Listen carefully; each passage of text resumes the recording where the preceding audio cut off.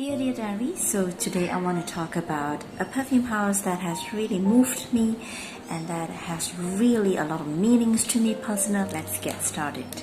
If you look at this, you would know this is Kain Tenun di Raja, and inside the box is my jam. Masuri by Malay Perfumerie. So Malay Perfumerie is a perfume house based in Malaysia. It is now currently operating from Negeri Sembilan, and this, if you look at the logo of the house, it's a Minangkabau structure. It's a Minangkabau architecture. Okay. So now let's get into the perfume. This is Masuri. If you Google, you would find a lot of legends about Masuri. Masuri was a very beautiful lady in Langkawi Island, and she was married to her husband, and she was pregnant with a baby when her husband left for a war, if I'm not mistaken. So during that period of time, there was a traveler, there was a poet who traveled and stopped by in the village in Langkawi, and because of Masuri's beauty and her enchanting and charming personality, people were jealous of her. So rumors had it that she had an affair with this poet. So because of this jealousy, she was accused of doing something that she had never done, and she was given a very cruel punishment. She was killed, and she couldn't be killed just by any kind of weapon. She was killed by a curse that was her family's curse. So before she died, she cursed that the Langkawi Island would not be peaceful and prosperous for 7 generations. As she breathed,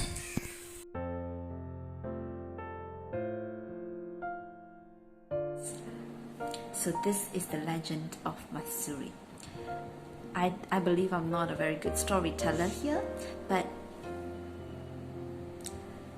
the spirit of Masuri is just captured in the scent. This is a very indolic jasmine that I really like. I'm a jasmine girl. I'm a jasmine fan. I love all kind of jasmine, and the dirty jasmine is one kind of jasmine that I really, really enjoy.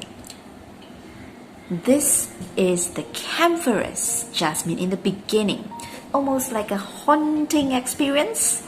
Yeah, but when I first spray it, the jasmine blooms right in my face. It's a very pure, crisp, sparkling jasmine. But this jasmine does not dance alone. There is a camphorous note at the back, which is very strong. And I like it because it somehow gives this unsettling and almost like a haunting kind of experience. It's really a journey, this fragrance here. And as this Masuri dries down, the jasmine is still there, and what is dancing with the jasmine after the camphorous note is this benzoin. I wouldn't say that this is like a very resinous benzoin. I would rather say that this is some kind of like a smoky, incensey facet of benzoin mixed in with this jasmine.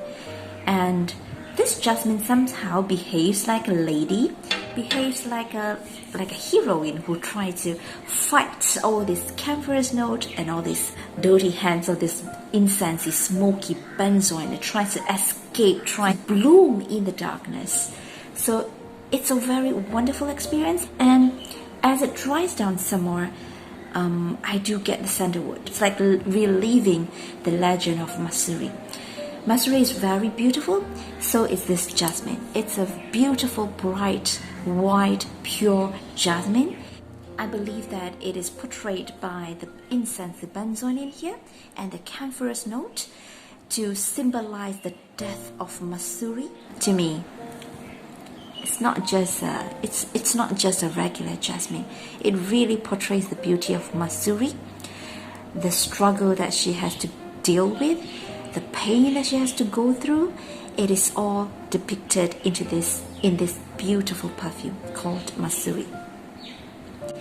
So the second one that I want to talk about is this Hang Lipo. it is, the sample comes in this little beautiful box that really protect the sample. Let's talk about Hang Lipo now.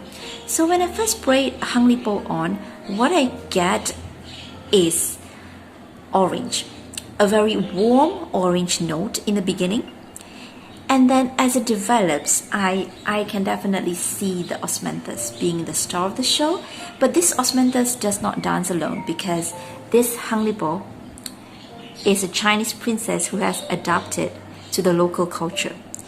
So osmanthus is also mixed together with the benzoin and also some rose kampong. I would say that this osmanthus is not the florally orangey zesty osmanthus. It is mixed with a huge dose of some kind of incensey note. This incensey note really has something to do with Chinese culture. Like the Chinese incense that we burn in the temple, and when you pass by you would just get whiffs of it. So it is smoky that way, but together with the smokiness you still get that osmanthus. And this osmanthus is almost leathery. Yeah, it's almost leathery, and top up with the incensiness. It's very deep. It's like an osmanthus who tells stories at night. Yeah, so I would get whiffs of this beautiful, almost green tea rose. According to the perfumer, it is called rose kampong, tea rose. It's a little bit green, it's a little bit fresh, but this is one of a kind osmanthus perfume, and I would really want to own a full bottle of it. So let's talk about the last one in this episode. This is another sample that I got. This is Teja. This is an iris perfume. This is, when I first spray it, I get this biting, almost screaming, almost high pitch, almost sharp green note. Thought it is the tea rose. I thought it's some kind of rose, but when I checked with the perfumer, the opening is actually neroli. So this neroli was softened down by this beautiful iris note. It is not really the powdery, the makeup-y iris. This veil, almost like a soft veil of iris haze. Together with the iris, it will develop further vanilla.